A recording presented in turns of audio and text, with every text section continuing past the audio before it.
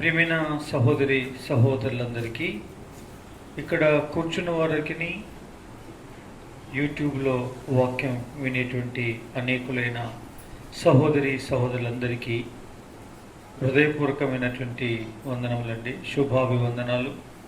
ఈ సందర్భంలో దేవుని యొక్క వాక్యంలో నుంచి కొన్ని మాటలు మనము చూసుకుందాం. ఎస్తేరు గ్రంథం 2వ అధ్యాయం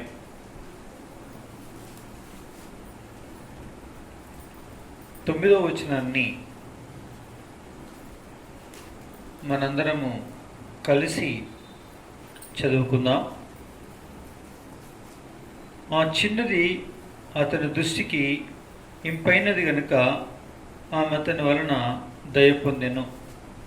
కాబట్టి ఆమె పరిమళ క్రియల కొరకైన వస్తువులను, ఆమెకు కావలసిన భోజన పదార్థములను రాజు ఇంటిల నుండి ఆమెకు ఏదైనా 7 ఆడపిల్లలను అతడు ఆమెకు త్వరగా ఏర్పరిచి ఆమెను, ఆమె చెలికత్తెలను అంతఃపురములో అతి శ్రేష్టమైన స్థలం ముందుంచెను. చాలండి, గమనించండి. ఇక్కడ ఈ యొక్క అహష్వరోస్ అనేటువంటి రాజు కొరకు వస్తీ అని రాణికి బదులుగా ఆమె తృణీకరించబడింది. కాబట్టి ప్రతిగా ఇంకొక రాణిని ఏర్పరచుకోవాలని నిర్ణయం చేయడమైనది. అందుకుగాను ఆ 127 సంస్థానాల్లో ఉండే కన్యకలైనటువంటి మరి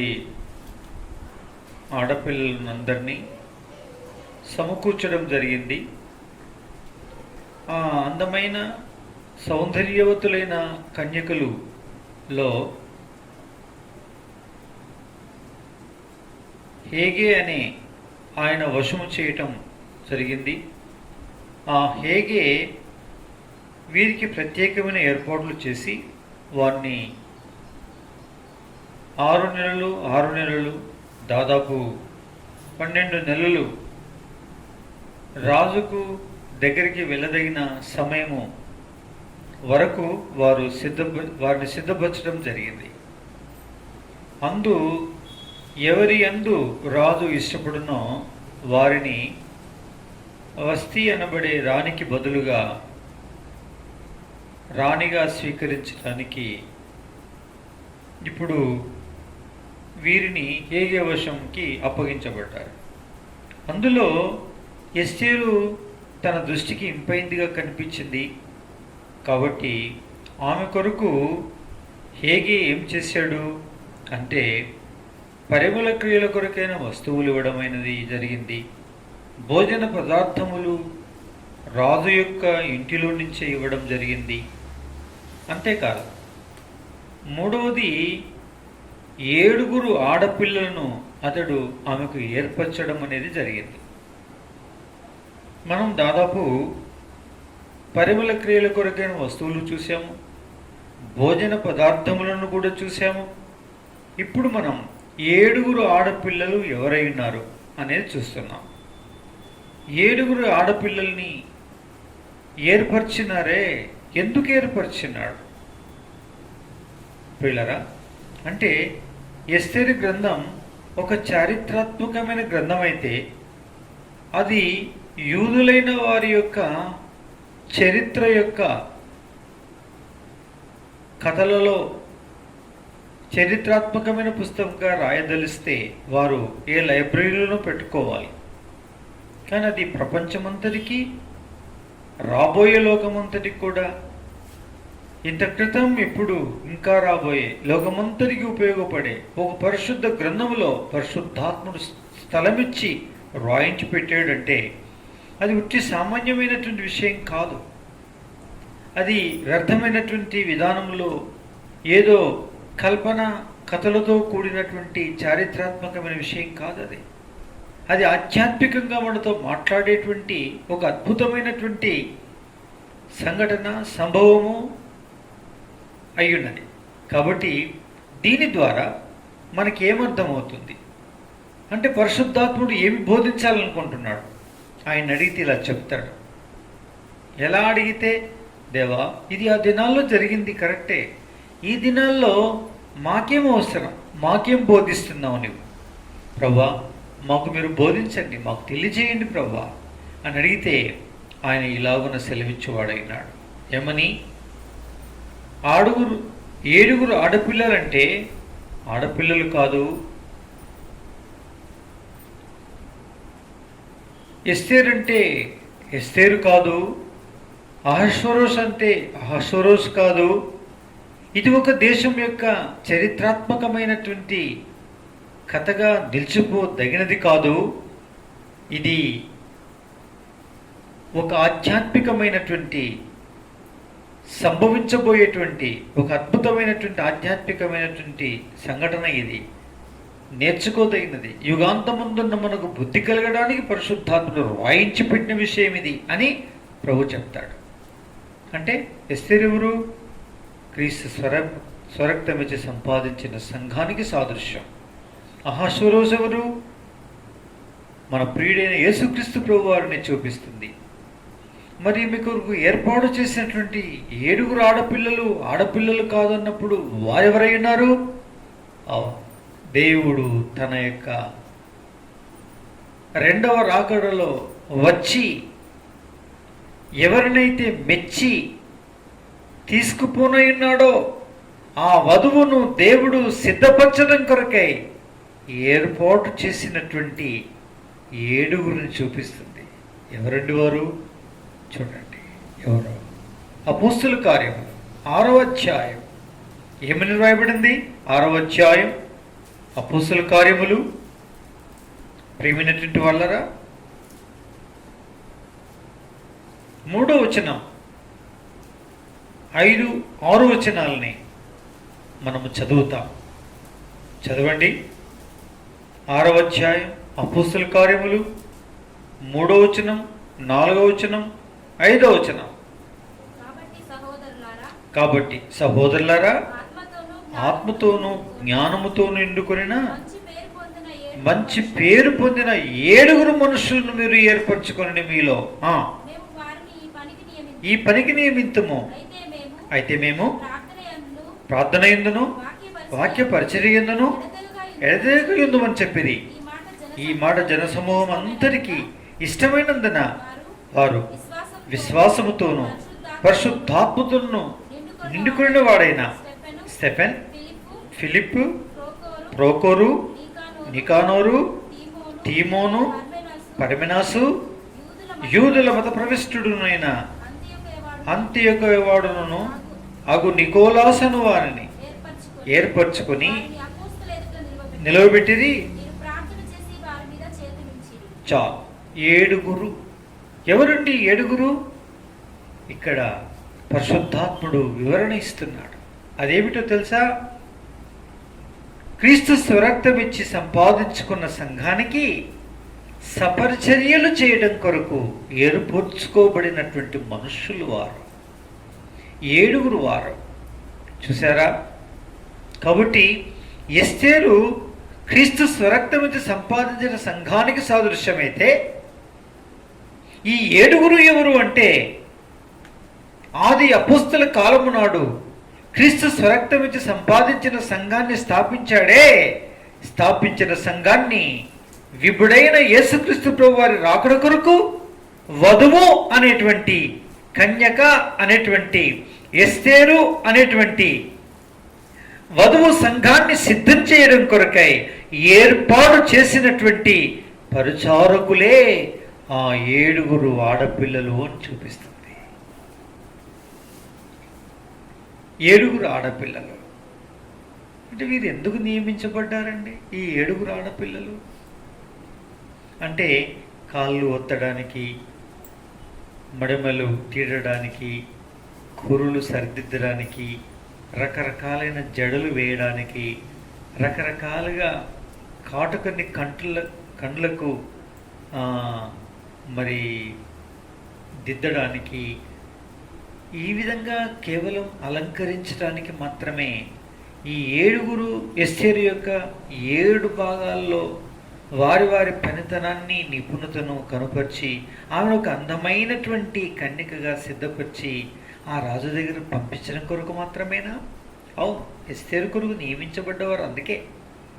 కానీ ఆ 7 ఎవరి గురించి మాట్లాడుతూ ఉన్నారో, ఈ 7 మనుష్యులు మాత్రం ఇట్టి శరీర సంబంధమైనటువంటి సిద్ధపాటు కొరకు కాదు, కానీ ఆధ్యాత్మికంగా సంఘాన్ని సిద్ధపరచడం కొరకై దేవుడు ఏర్పరిచినటువంటి 7 ఆడపిల్లలు ప్రియులరా, అనగా పరిచారకులు వారు.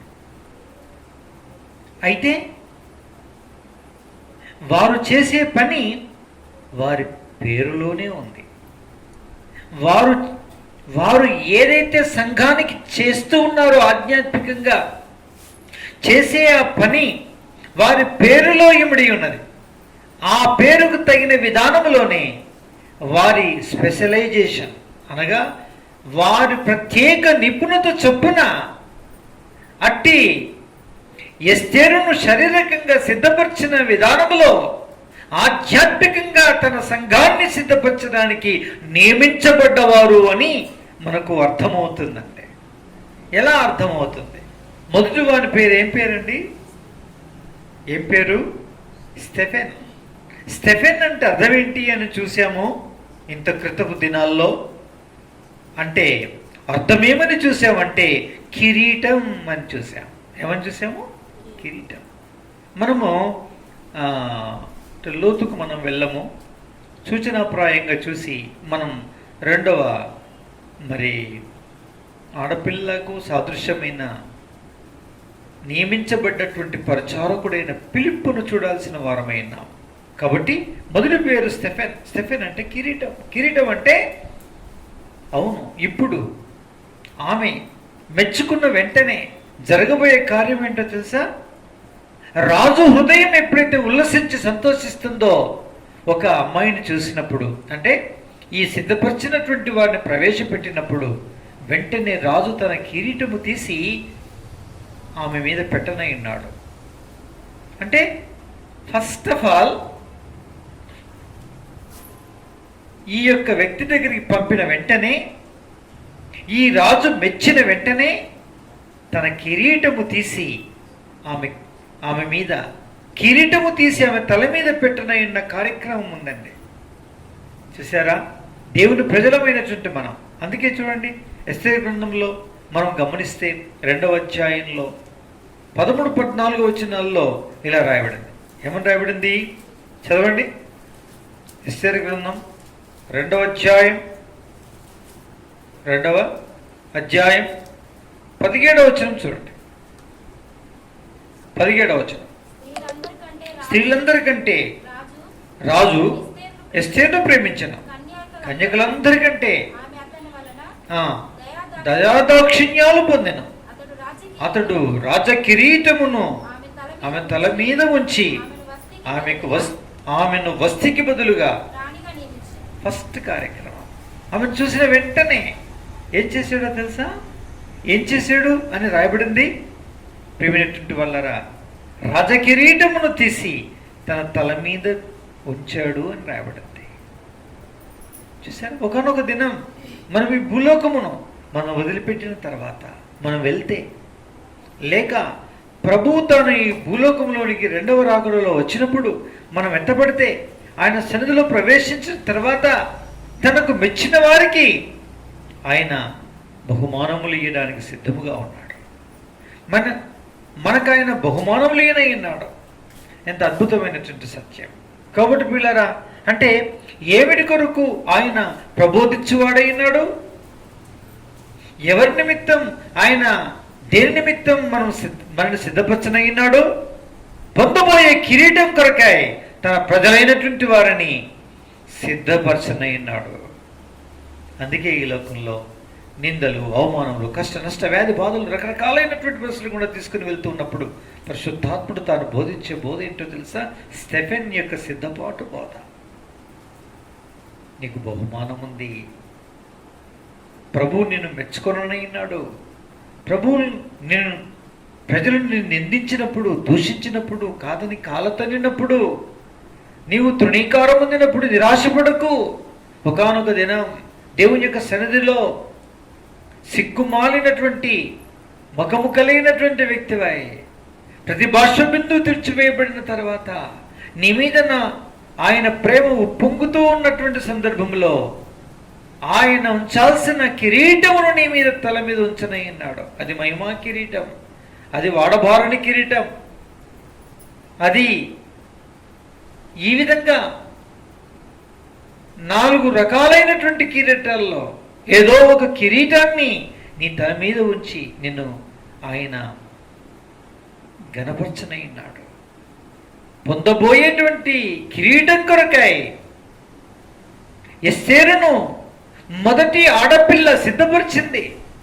కిరీటం ఎలా ధరించాలో తెలుసా అమ్మ నీకు? అసలు కిరీటం ఎవరికి వస్తుందో తెలుసా? పరుగు పందెంలో పాలు పొందువారు చాలామంది ఉంటారు, కానీ మొట్టమొదలు చేరువాడు ఒక్కడే ఉంటాడు. అతడే బహుమానం పొందుతాడు. నీతో ఇంతమంది కన్యకలు ఉన్నారు, వీళ్ళందరూ సిద్ధపరచబడుతున్నారు, వీరందరూ పొందరు. రాజొచ్చే కిరీటం ఒక్కరే పొందుతారు. ఆ పొందే కిరీటం నువ్వు పొందాలంటే ఎలా ఉంటే పొందుతావో తెలుసా? నీవు ఒక్కొక్క కిరీటమును గురించి ఒక్కొక్క విషయం చెప్తూ వచ్చింది. మితముగా ఉండువారు, విశ్వాసమును కాపాడుకున్నవారు, శ్రమలందువారు, నీతిని కాపాడుకున్నవారు, ఆయన సేవించిన వారు, ఆయన కొరకు నిందల అవమానమును భరించుచు ఈ పాప భూయిష్టమైన లోకంలో క్రీస్తు యేసును తన కుమారుడు యేసు క్రీస్తు ప్రభువుని ఘనపరిచి తనతో ఒప్పుకున్నవాడు ఒప్పుకోవడం కొరకై ఏ విధమైన శ్రమనైనా చివరికి చిరఛేదనం చేయబడవలసి వచ్చినా, అనగా మొండెం మీదుండి ఈ తలకాయని తీసేయాల్సిన పరిస్థితి వచ్చిన నోటితో మాత్రం వదిలిపెట్టక ఆ యేసు నామమును ఒప్పుకొని యేసు అని కేక వేసి ప్రాణం వదిలినటువంటి వారు పొందనై ఉన్నారు. కిరీటముని ప్రబోధిస్తున్నాడు. పిల్లరా, ఇది మనం పొందబోయేటువంటి కిరీటం. కాబట్టి ఇందుకు స్టెఫెన్ను ఏర్పాటు చేశాడు. స్టెఫెన్ అనే ఆడపిల్లను ఏర్పాటు చేశాడు ప్రభువు తన వధువు యొక్క సంఘం కొరకే. ఇక రెండవది ఎవరిని ఏర్పాటు చేశాడు? ఫిలిప్పుని ఏర్పాటు చేశాడు. ఫిలిప్ అంటే అర్థం ఏమిటి? ఫిలిప్ అంటే అర్థం ఏంటంటే అశ్వప్రియుడు, అంటే గుర్రములను ప్రేమించువాడు అని అర్థం. ఎవరిని ప్రేమించేవాడు? గుర్రములను ప్రేమించేవాడు. ఇదేంటండి గుర్రములు ప్రేమించేవాడు అని ఉండవచ్చు. ఎవరు? అమ్మా నా పేరేంటో తెలుసా? ఎస్తేరు తల్లి అని అడిగితే, ఏంటి, ఏం పేరు నీ పేరు? నా పేరు గుర్రములు ప్రేమించు ప్రియుడు అని, అశ్వప్రియుడు అని, అశ్వప్రియురాలనని, గుర్రాలను ప్రేమించేవాడినని నా పేరమ్మా అని చెప్పాడు. అబ్బే నువ్వు నాకెందుకు అని అంటారు. నువ్వు నాకెందుకు? నీ స్పెషాలిటీ ఏమిటి ఇక్కడ అంటే, అమ్మ బాబోయ్ అట్లా అనొద్దు తల్లి.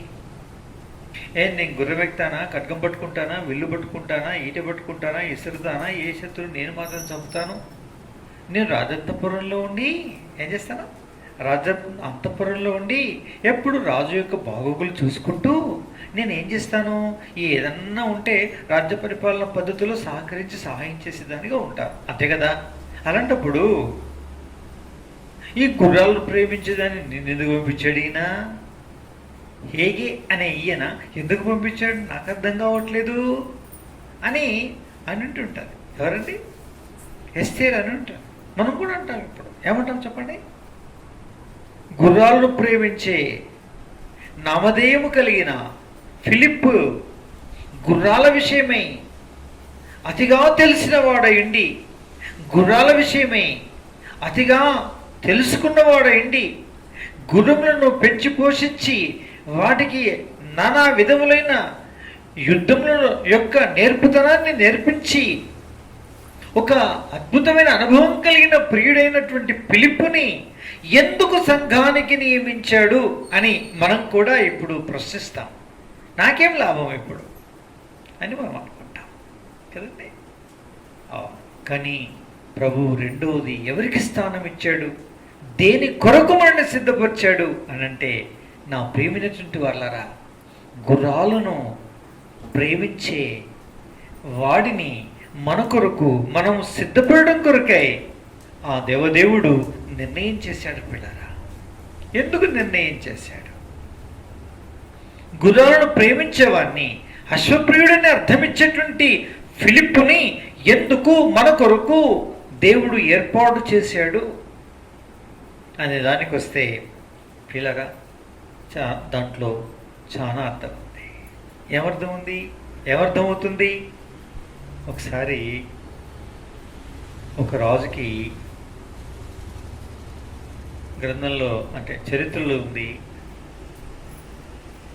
కుమారుడు పుట్టాడు, పెరిగి పెద్దగా అవుతున్నాడు, అంతఃపురంలో ఉన్నాడు, యవ్వనానికి వచ్చాడు, యవ్వన వయసులో ఉన్నాడు. రకరకాల విద్యలు రాజులు జాగ్రత్తగా తన తదనంతరపు మరి రాజు కానైనాడు కాబట్టి అన్ని విద్యలు నేర్పిస్తూ ఉంటారు. చాలా జాగ్రత్తగా ఎంతో భద్రత రక్షణ వలయాన్ని ఏర్పాటు చేసి తర్ఫీదిస్తూ ఉంటారు, వాళ్ళు పెంచుతూ ఉంటారు. అలాగే జరుగుతుంది. ఒకసారి వారి రాజు యొక్క సైన్యములో ఉండేటువంటి గుర్రాల్లో ఒక గుర్రం ఉంది. ఆ గుర్రం ఎవరు సాధు చెయ్యజాలని వారుగా ఉన్నారు, ఎవరు దాని మీద ఎక్కి సవారీ చేయలేని పరిస్థితుల్లో ఉన్నారు. ఇది పరిస్థితి. అప్పుడు రాజు చాలామందిని తన రాజ్యంలో ఉండేటువంటి వారిని ఇంకా ఇతరత్ర రాజ్యాల నుంచి ప్రకటన చేయించి పిలిపించాడు. ఈ గుర్రంను సాధు చేయగలిగినటువంటి వాడు ఎవరైనా ఉన్నారా, వారికి ఫలానా పారితోషికం లేక ఫలానా బహుమానం ఇవ్వబడుతుంది అనేటువంటి విషయాన్ని ప్రకటించాడు. చాలామంది వస్తున్నారు, దాని మీద ఎక్కుతున్నారు. అబ్బే, వాడు వీరాది వీరుడు, కండలు తిరిగినటువంటి యోధుడెవడొచ్చి తన మీద ఎక్కినా సరే అబ్బే గుర్రం వాణ్ణి సవారీ చేయటానికి ఇష్టపడట్లేదు. 4 అడుగులు 40 అడుగులు 40 గజాలు పోతాడో పోడో వాణ్ణి ఎగిరేసుడే, వాని కింద పడగొట్టుడే, ఇంకా మారుమాటే లేదు. ఇది పరిస్థితి. నైపుణ్యులందరూ బుర్రగీక్కుంటున్నారు. గుర్రాలు పెంచి పెద్ద చేసి వాటిని సవారీ చేసి దానికి అశ్వాలకు నేర్పించేటువంటి యోధులు వచ్చి కూడా పప్పుడు ఉడగట్లేదు దాని దగ్గర. ఇది పరిస్థితి. ఇది జరుగుతుంది తంతు. ఇది ఈ నోట ఆ నోట ప్రకారానికి ప్రకారం మొత్తం మీద ఈ రాజు కుమారుడైన యువరాజుకి ఈ యవనునికి తెలియవచ్చింది. దాని సంగతి తెలియవచ్చింది. ఇలా పరాభవం చెందుతున్నారు, వెళ్ళిపోతున్నారు. నేను బాగా పరిశీలించాడు, చాలా పరీక్షించాడు, ఒక నిశ్చయానికి వచ్చాడు. అప్పుడు అందరి వలనే ఈ రాజకుమారుడు కూడా రాజదర్బార్లో ప్రవేశించి యథావిధిగా రాజా లాంఛనాలతో కూడినటువంటి అంటే ఆ దర్బారులో నియమాల ప్రకారంగానే ప్రవేశించి నమస్కారం చేసి తన యొక్క సంగతి ఏంటో చెప్పాడు. నాకు అవకాశం ఇవ్వండి, నేను ఈ యొక్క గుర్రమును సాధు చేయటానికి నేను సిద్ధమై వచ్చాను అని చెప్పాడు. రాజు చాలా ఆశ్చర్యపోయాడు. ఇదేంటి నా కుమారుడా, ఇది నీ వల్ల కాదు, అనవసరంగా పరాభవం పాలైపోతావు, నా కీర్తి ప్రతిష్ట మంట కలుస్తుంది, రాజకుమారుడు ఎత్తేసింది అంటే నాకు వద్దు అని నివారింప చూశాడు. నేను ఇప్పుడు కుమారుడిగా రాలేదు, నేను ఒక నీ గుర్రాల్లోని ఒక గుర్రమైనటువంటి దానిని సాధు చేయటానికి నేను సిద్ధమైని నేను వచ్చాను అని చెప్పాడు. ఒప్పుకున్నాడు, అవకాశం ఇచ్చాడు, ఒప్పుకున్నాడు. దీనికి ఒక నియమం అని చెప్పాడు రాజుకి. రాజా, నాకు ఎండ అంటే సూర్యోదయ సమయమందు నాకు ఈ గుర్రాన్ని అప్పగించాలి, సూర్యాస్త సమయమందు నేను ఈ గుర్రమును మీకు మరలా అప్పగిస్తాను. కాకపోతే నేను దాని మీద సవారు చేస్తూ వెళ్తున్న విషయం మీకు ఇన్ఫర్మేషన్ ఉండాలి కాబట్టి పరీక్షించేవారు ఎగ్జామినర్స్ నాతోటే ఉండవచ్చు, నన్ను పరిశీలించవచ్చు. గుర్రమును నన్ను పరిశీలించవచ్చు అని చెప్పాడు. అంటే ఓకే అన్న. సరే, నిన్న ఏం చేయబడింది? సూర్యోదయ సమయమందు అట్టి గుర్రమును ఈ యొక్క రాకుమారునికి అప్పగించనైనది. అప్పగించారు. ఇంకా దానిని ఏం చేశాడు అంటే సూర్యోదయానికి అభిముఖముగా గుర్రాన్ని నిలవబెట్టాడు. ఉదయకాలమే దానిని సూర్యోదయానికి అభిముఖంగా నిలవబెట్టి కట్టివేసి సూర్యోదయ సమయమందు, సూర్యోదయ ఆరంభమందు గుర్రం ఎక్కాడు. గుర్రం ఎక్కి ఇంకా ప్రయాణం ప్రారంభించాడు. ఏమి లేదు, వెళ్తుంది గుర్రం, ఇంకా సమస్య లేదు. ఎక్కడికి వరకు వెళ్ళాడు? నిట్టు ఎండ తల మీదకి వచ్చేటంత దూరం వెళ్ళాడు. వెళ్ళిన తర్వాత ఎప్పుడైతే ప్రొద్దు వంగడం ఆరంభిస్తుందో గుర్రమును ఒక్కసారి టర్న్ చేశాడు, అనగా త్రిప్పినాడు. అప్పుడు సూర్యాస్త సమయానికి పీడరా ఆ రీతిగా మరలా రివర్స్ మరి ప్రయాణం ప్రారంభించాడు. కరెక్ట్గా సూర్యాస్తమయ సమయానికి, సూర్యోదయం అప్పుడు పరిగెత్తడు ఆరంభించాడు కాబట్టి సూర్యాస్త సమయానికి కరెక్ట్గా ఆ రాజ్యానికి నిలవబెట్టిన స్థలంలోనికి తీసుకుని వచ్చి నిలవబెట్టి గుర్రమును దిగి దాన్ని కట్టివేసి రాజు యొక్క సముఖములో సభాభివందనం చేసి విధేయుడుగా నిలవబడ్డాడు. బలా యువరాజా అని రాజు మెచ్చుకోవడం జరిగింది. కానీ అందరికి ఆశ్చర్యం వేసింది. ఎవరు ఈ యొక్క గుర్రమును సాధు చేయలేకపోయారు, ఎవరు ఎక్కి గమ్యము చేరలేకపోయారు, కనీసం ఒక పొరలాంగైనా ఒక మైలు దూరమైనా నడిపించలేకపోయారు. నీ ఉదయం వెళ్ళి సవారు చేయడం ఆరంభించావంటే మళ్ళీ సాయంకాల సమయం వరకు తిరిగి రాగలిగావు గుర్రం మీద అంటే అసలు దీని రహస్యం ఏంటి అని అడగడం ప్రారంభించారు. చెప్పవచ్చునా అన్నాడు. చెప్పాలి. మళ్ళా ఎందుకు చెప్పకూడదు? తప్పనిసరి చెప్పాలి. చెప్పినప్పుడు చెప్పాడు. నా పర్యవేక్షణలో గుర్రం ఇలా ఎందుకు ప్రవర్తిస్తుందో నేను పర్యవేక్షించడం మొదలుపెట్టాను. పరీక్షించినప్పుడు ఈ గుర్రము తన నీడ తాను చూసుకొని భయపడేది దీనికి పుట్టుకతోటే కలిగినటువంటి భయం దీన్ని. అందుకోసం దాని నీడ దానికి కనిపించకుండా ఉన్నంతసేపు అది ఏమి చేయదు. దాని నీడ దానికి కనిపించిందంటే మాత్రం కూర్చున్నవాడు పైవాడు ఎంతటి వాడైనా కావచ్చు, ఆ భయాన్ని బట్టి అట్టి వ్యక్తిని పడగొట్టి తను ఏమాత్రం కూడా అంగీకరించకుండా తాను మరి ప్రకారంగా చేస్తుంది. అందుకే సాధు చేయలేకపోయారు. దీన్ని పరీక్షించాను కాబట్టి నేను సూర్యోదయానికి అభిముఖం చేసేదాన్ని.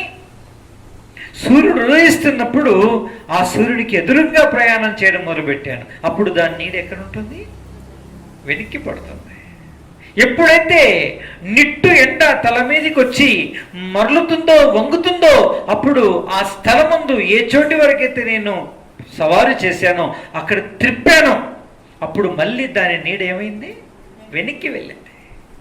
ఆ విధంగా కరెక్ట్ సూర్యాస్త సమయానికి నేను రాజదర్బార్లో చేరగలిగాను, రాజ్యంలో ప్రవేశించాను రాజా అని చెప్పాడు. సభంతా కూడా పిల్లరా కరతాళాలు మోగించారు, చప్పట్లు కేకలు చేశారు. అతను ఎవరో తెలుసండి? The Alexander.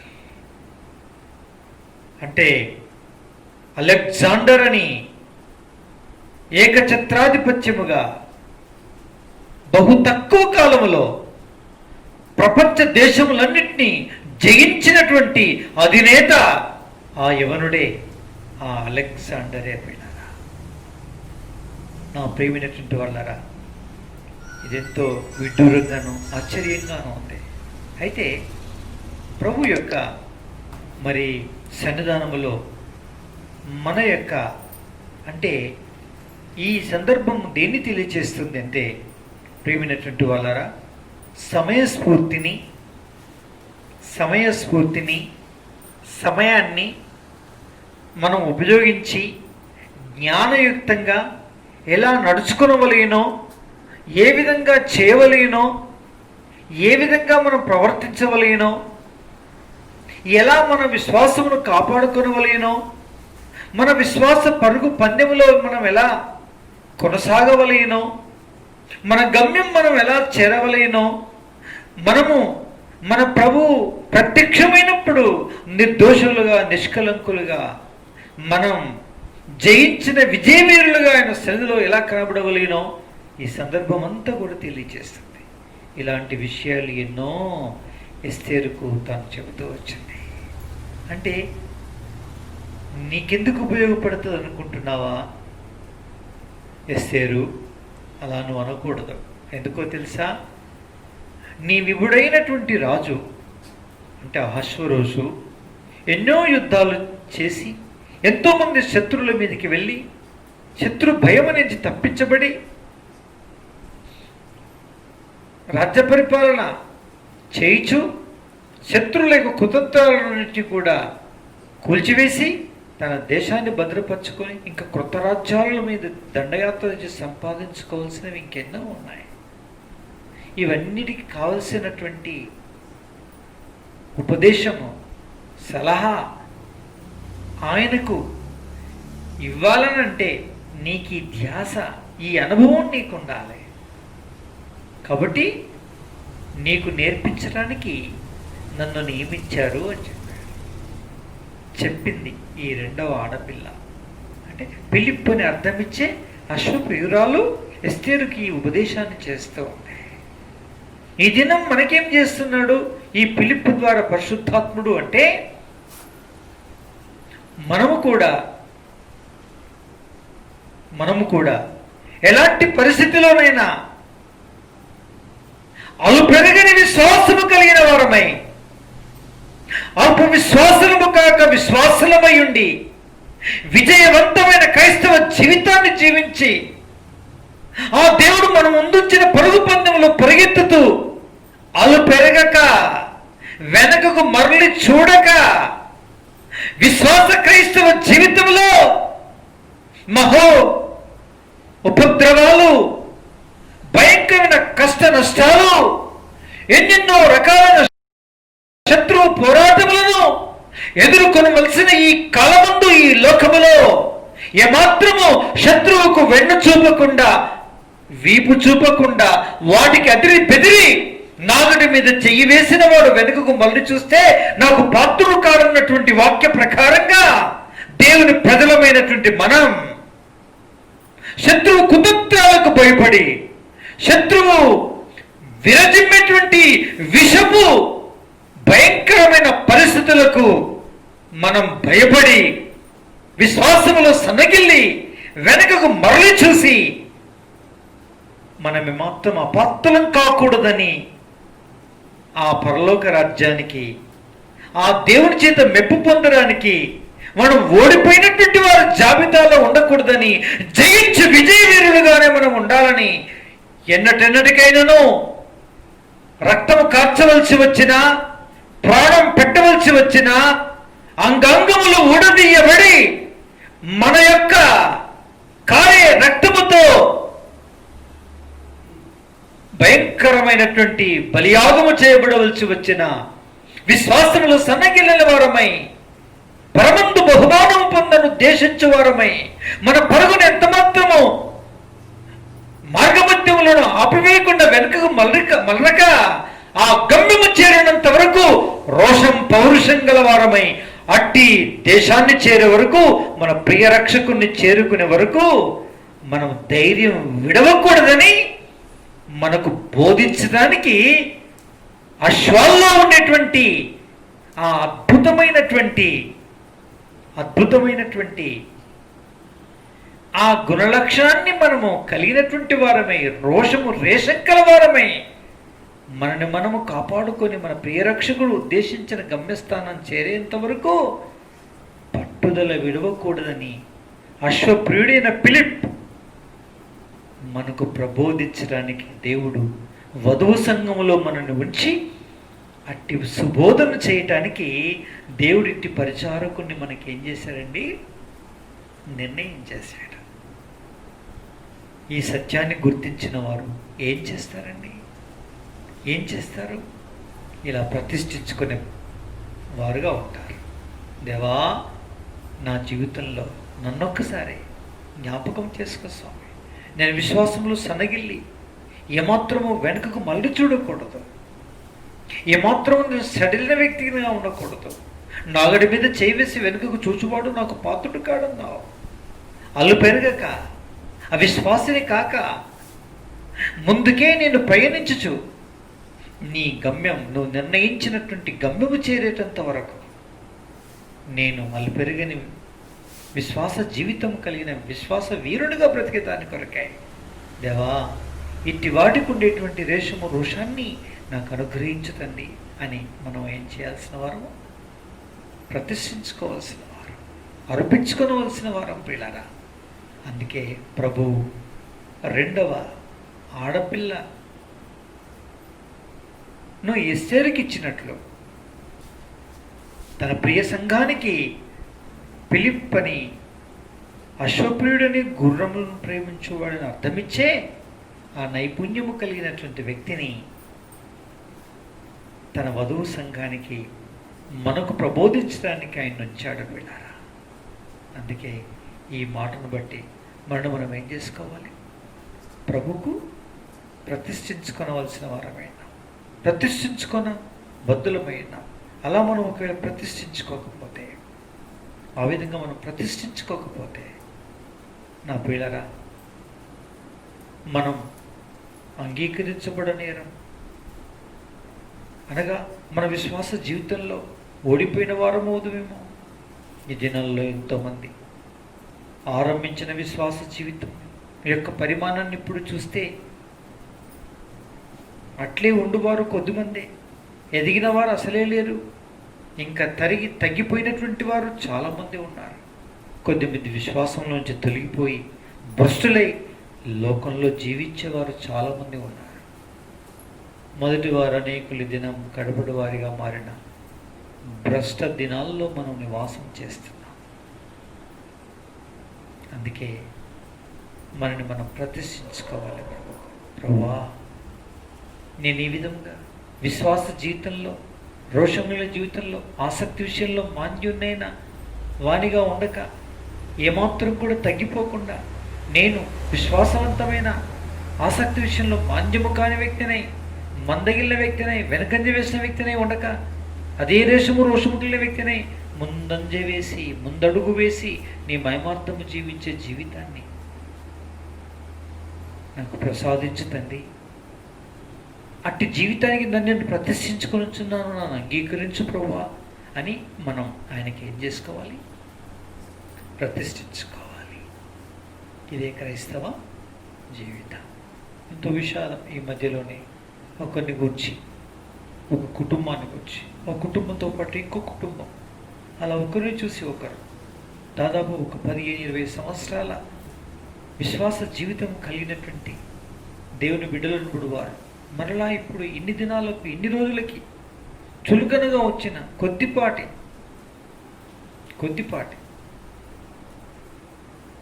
తన పిల్లలందరికీ వివాహాలైనవి, ఎంతో అట్టడుగు బడుగు వర్గం, అలాంటి బడుగు వర్గమైనటువంటి, బడుగు కుటుంబమైనటువంటి, వెనకంజ వేసినటువంటి, ఎంతో ఆర్థిక ఇబ్బందులతో అడక తినాల్సినటువంటి మరి పరిస్థితుల్లో ఉండేటువంటి ఆ భయంకరమైనటువంటి కుటుంబంలో దేవుడు మంచి చదివిచ్చి, అబ్బాయికి మంచి ఉద్యోగం ఇచ్చి, చక్కటి భార్యనిచ్చి, గర్భము తెరిచి ఎదురు చూడకుండానే ఫలమిచ్చి, ఇంకా మళ్ళీ ఇంకో కుమారునికి వివాహము, ఆ వివాహమైన కుమారుని యొక్క భార్యకి గర్భము తెరిచి ఫలమిచ్చి, ఇంత చక్కగా దేవుడు దీవించి ఓ ఇల్లిచ్చి అన్నీ ఇచ్చిన ఈ కాలముందు సులువుగా వచ్చినటువంటి కొద్దిపాటి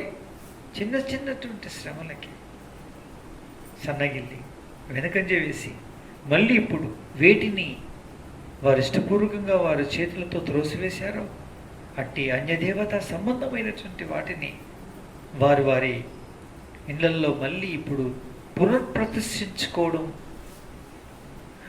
జీవగల దేవుడి నుంచి వారి హృదయాలు వైదొలిగిపోవడం, ఇది ఎంత శోచనీయాంశం, ఇది ఎంత విడ్డూరమైన విషయం, ఇదెంత విశ్వాసఘాతకమైనటువంటి జీవితం ప్రియులారా. ఈ విధంగా ఎన్నెన్నో విషయాలు మన కళ్ళ ముందు జరుగుతున్నటువంటి కాలమందు అవును, మన విశ్వాసాన్ని మనం ఏం చేసుకోవాలి? పరీక్షించుకొని పశ్చాత్తాపడి క్షమాపణ కోరుకొని మనని మనం ప్రభు వాక్య వెలుగులో ప్రతిష్ఠించుకోవాల్సిన వారు. ఇది అవసరం. అదే ఫిలిప్ ప్రబోధిస్తున్నాడు. ఏమయ్యా, మీకేమైనా కొంచెం తెలివి ఉందా? మీకు కొంచెం అంతా అసలు విశ్వాసం ఉందా? గుర్రములు వాటి విధానం ఏంటో తెలుసా? అసలు దేవుడు ఏం కోరుకున్నాడో తెలుసా? పరమగీత 1వ అధ్యాయంలో ఒక మాట ఉంది. అదేమిటి అంటే, ప్రేమించినటువంటి వాళ్ళారా, ఏమంటుంది దేవుని యొక్క వాక్యం పరమగీతాల్లో? చూడండి, పరమగీతం 2వ అధ్యాయం 1వ అధ్యాయం 9వ వచనం చదవండి.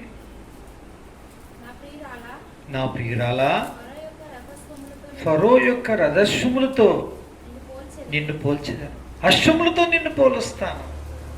ప్రియురాల్ని అంటే క్రీస్తు స్వరక్తం ఇచ్చి సంపాదించిన సంఘాన్ని, క్రీస్తు స్వరక్తం ఇచ్చిన ప్రతి బిడ్డను జీవం కలిగిన దేవుని కుమారుడైన యేసుక్రీస్తు ప్రభువారు ఏం కోరుతున్నాడో తెలుసా అండి? రథము యొక్క అశ్వములతో పోల్చదగినవి అని అడుగుతున్నాడు, కోరుకుంటున్నాడు. రథశ్వములను పోలిన వారుగా మీరుంటే చాలు నాకు అంటున్నాడు. చూసారా, ఫిలిప్పుని ఎందుకు నిర్ణయం చేశాడు?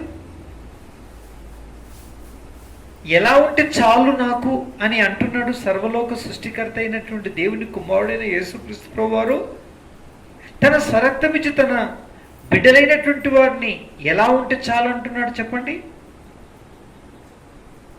ఫరో రథానికి కట్టిన అశ్వాలను పోలిన వ్యక్తులై ఉంటే చాలు, అది ఆయన కోరిక. అలా నేను పోల్చనై ఉన్నాను, ఆ అందం నాకు ఇష్టం అంటున్నాడు. ఏంటి అందం? అశ్వములంటే గుర్రములు, గుర్రములంటే రథానికి కట్టినవి. ఆ రథములు ఎవరివంటే ఫరోవి. ఆ ఫరోకు కట్టిన రథం యొక్క అశ్వాలను పోలినటువంటి వ్యక్తులుగా మీరు ఉండగలిగితే చాలు, అది నా కోరిక అంటున్నాడు. ఎవరండి? ఎవరు? మన విభుడు, మన రక్షకుడు, మన విమోచకుడు, మన ప్రభువు కోరుతున్నాడంటే ఇలా ఉంటే చాలు అంటున్నాడు. చూసారా, ఫిలిప్పుని ఎందుకు నిర్ణయం చేశాడో దేవుడు? అశ్వములను పోలి ఉండగలిగే వ్యక్తులముగా ఉంటే విశ్వాస జీవితంలో, ఆత్మీయ జీవితంలో అది చాలు మన విభునికి, మన రక్షకునికి. యేసు ప్రభు వచ్చినప్పుడు ఎత్తబడడానికి ఇట్టి గుణలక్షణం కనిపిస్తే చాలా ఆయనకు సంతోషం, తృప్తి. ఎందుకో తెలుసా? సముద్రం పాయలైనప్పుడు ఇశ్రాయేలు ఆ ఎర్ర సముద్రము గుండా దాటి ఆ అద్దరికి చేరినప్పుడు ఫరో యొక్క రథాలు ఇశ్రాయేలు తరమడానికి ప్రయత్నం చేసి ఆ చీల్చినటువంటి ఆ ఆరిన నేలగా ఏర్పడిన ఎర్ర సముద్రం మధ్యలో వీరిని తరమడానికి వారు వచ్చినప్పుడు దేవుడు ఆ మేఘస్తంభము, అగ్ని అయిన మేఘస్తంభములో నుంచి ఈ యొక్క ఫరో రథాలు, ఫరో సైన్యం తన ప్రజలైన వారిని తరుముటను చూచి కరెక్ట్గా వారు నదీ సముద్రంలోనికి వచ్చి, అమ్మో వీరు ఇలాగే వెళ్ళేటట్టున్నారే అని వారిని చూశారట. కలవరపరిచారు అంటే ఆరిన నేల మెత్తగైపోవడం, మెత్తగైన నేల బురదగా మారిపోవడం, బురదగైన నేల దిగబడిపోవడం, గుర్రములు వాటి కాళ్ళు, ఆ రథచక్రములు దిగబడిపోవడం, ఆ దిగబడినటువంటి ఆ చక్రాల యొక్క చీలలు ఊడిపోవడం, చక్రాలు ఊడిపోవడం, ఇరుసి ఇరిగిపోవడం, కాని ఇరిగిపోవడం, వాటికి బిగించినటువంటి జొల్లు ఊడిపోవడం, తెగిపోవడం, ఇవన్నీ సంభవిస్తూ ఉన్నాయి. అయినా సరే దేవుని వాక్యంలో ఉంది, నిర్గమకాండం 14వ అధ్యాయంలో ఇలా రాయబడింది. ఏమని రాయబడిందో తెలిసింది? నిర్గమకాండం 14వ అధ్యాయం చూడండి, 34వ వచనం. అయితే వేకువజామున యెహోవా ఆ అగ్ని మేఘమయమైన స్తంభము నుండి ఐగుప్తుల దండు వైపు చూసి ఐగుప్తుల దండును కలవరపరిచి వారి రథచక్రములు ఊడిపడినట్టు చేయగా వారు బహు కష్టపడి తోలుచుండిరి. అప్పుడు ఐగుప్తీయులు ఇశ్రాయేలుల ఎదుర నుండి పారిపోదము రండి, యెహోవా వారి పక్షాన యుద్ధము చేయించున్నాడు మనతో అనుకున్నారట. ఏం చూశారు వారు? ప్రభుకు ఏం కనిపించింది? అయినా సరే బహు కష్టపడి రథాన్ని అదే వేగముతో అదే బలముతో అదే విధానంలో తోలుతుంటే అట్లే లాగుతున్నాయంట. ఏవి లాగుతున్నాయి? రథాలకు కట్టిన అశ్వములు రథాలను లాగుతున్నాయి. ఏమూడిపోయినా, శీలలు ఊడిపోయినా లాగుతున్నాయి. ఓ చక్రం ఊడిపోయి ఒకటే చక్రమున్నా లాగుతున్నాయి. ఇరిగిపోయినా లాగుతున్నాయి. జోడు తెగిపోయినా లాగుతున్నాయి. వాటికుండే కాని ఇరిగిపోయినా లాగుతున్నాయి. దీనంతటి చూస్తున్నాడు. అప్పుడు నిర్ణయం చేసుకున్నారంట. ఎవరండి? నా బిడ్డలు, నన్ను వెంబడించేవారు, నేను విశ్వాసం నుంచి రక్షింపబడ్డవారు, ఈ ఫరో రథానికి ఉండే అశ్వములను పోలిన వారుగా ఉండగలిగితే చాలు, వారికే పరలోక రాజ్యం. నేను వచ్చినప్పుడు వారిని మెచ్చి వారిని నా రాజ్యాన్ని తీసుకుని వెళ్తాను. నేను నిర్ణయించిన స్థలాల్లో వారిని, నిత్య నివాసముగా ఏర్పాటు చేసిన స్థలాల్లో వారిని స్థిరపరిచి నేను చేర్చుకుని వారిలో ఆనందిస్తాను నేను అని అనుకున్నానట. దేన్ని పోలి ఉంటే చాలు? ఫరో రథానికి కట్టిన అశ్వములను పోలి ఉంటే చాలు. ఏం చూశాడండి వాటిలో? రేషం చూశాడు, రోషం చూశాడు, బలాన్ని చూశాడు. ఏదిరిగినా, ఏది ఊడినా, ఏది బద్దలైనా, ఎంత దిగబడినా ఏమాత్రం అలుపెరగక, వెనకంజ ఏమాత్రం వేయకుండా, వెనక్కి చూడకుండా, ఒకవేళ రథసారథి సరిగ్గా నడిపించడానికి ప్రయత్నం చేయకపోయినా అవి మాత్రం ఆ ఒడ్డు చేరాలని, ఆ దరికి వెళ్ళాలని, ఆ ఒడ్డుకు చేరాలని తీక్షణమైనటువంటి ఆసక్తి వాటిలో రగులుతూ ఉండే, మంటలాగా రగులుతూ ఉంటే అవి లాగుతున్నటువంటి విధానాన్ని చూసి ఆ సర్వలోక సృష్టికర్త అయిన దేవుడు ఏమనుకున్నాడో తెలుసా? ఈ ఫరో రథానికి ఉండే అశ్వములను పోలిన వారుగా ఉంటే నా బిడ్డలు చాలు, నా ప్రియురాలు ఉంటే చాలు, నా వధువు సంఘం, క్రీస్తు స్వరక్తం ఇచ్చి సంపాదించిన సంఘం ఉంటే చాలు అని కోరుకున్నాడంట. నా ప్రియులారా, ఇది అశ్వముల యొక్క ఒక ప్రత్యేకమైనటువంటి వర్తమానం.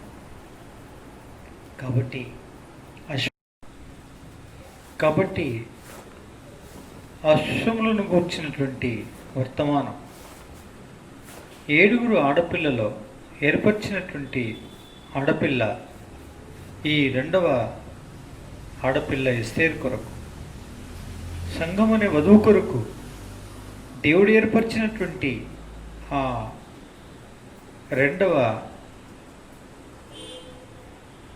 పరిచారకుడు ఎవరు అంటే ఫిలిప్, అశ్వప్రియుడు. అవును, ఈ అశ్వం మనం ఇప్పుడు వింటున్న ప్రకారంగా ఈ అశ్వములు ఏం చేస్తున్నాయి? అలుపు ఎరగొద్దని, అల్పవిశ్వాసం కావద్దని, వెనుకకు మళ్ళీ చూడొద్దని, ఫరో రథాశ్వములు ఎలాగైతే ఓ కష్టపడి తోలుతున్నప్పటికీ ఏమాత్రము కూడా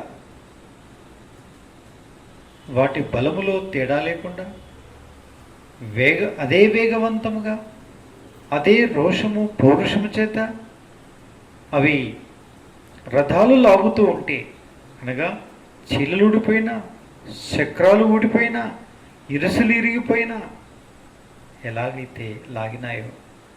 మన జీవితంలో ఎలాంటి ప్రతికూలమైన పరిస్థితులు ఏర్పడినా, ఎలాంటి పరిస్థితులు మనకు సంభవించినా, దేవుని వాక్య ప్రకారంగా దేవుని ప్రజలుగా మనం ఏం చేయాల్సిన వారం? పిల్లరా, నమ్మకముగా దేవుణ్ణి మనం వెంబడించవలసినటువంటి వారమే. అందుకే ఫిలిప్ అనేటువంటి ఈ యొక్క అశ్వప్రియుడని అర్థమిచ్చే ఈ ఫిలిప్, గుర్రములు ప్రేమించువాడైనటువంటి ఫిలిప్ ఏం నేర్పిస్తున్నాడు? మీరు అశ్వములను పోలిన వారుగా ఉండండి, అశ్వాల యొక్క లక్షణాలు కలిగిన వారుగా ఉండండి. అప్పుడే జయించి విజయవీరులై ప్రభువు యొక్క రెండవ రాకడలో ఎత్తబడి ఆయన్ని కలుసుకుంటారు, సదాకాలం ఆయనతో కూడా నివాసం చేస్తారని మనల్ని హెచ్చరించేవాడుగా ఉన్నాడు. అందుకే మనం ప్రతిష్ఠించుకుందాం. ప్రభువా, నన్ను ఇట్టి నా ప్రియురాలు ఫరో రథశ్వములతో పోలుస్తాను అని అన్నారు. క్రీస్తు సంపాదించిన వధువు సంఘమనే ఈ సంఘములో ఉండేటువంటి నేను నీకు ప్రియమైన వ్యక్తిగా, గుర్రములు కలిగి ఉన్న ఆ పౌరుషం, రేషం, ఆ ఆసక్తి, ఆ గమ్యం చేరన్న తృష్ణ కలిగిన వ్యక్తిని జీవించడానికి నాకు సహాయం చేయండి. ఆ రీతిగా నన్ను సిద్ధపరుస్తున్నారు. అందుకొరకు నాకు అన్ని వనరులు ఏర్పాటు చేశారు. అందుకొరకు నన్ను జ్ఞాపకం చేసుకుంటాను, నన్ను నేను ప్రతిష్ఠించుకుంటున్నాను అని చిన్న ప్రతిష్ఠిత ప్రార్థన చేసుకుంటాం. దేవుడు ఇట్టి వర్తమానాన్ని దీవించి ఆశీర్వదించను గాక. ప్రార్థన చేసుకుంటాం.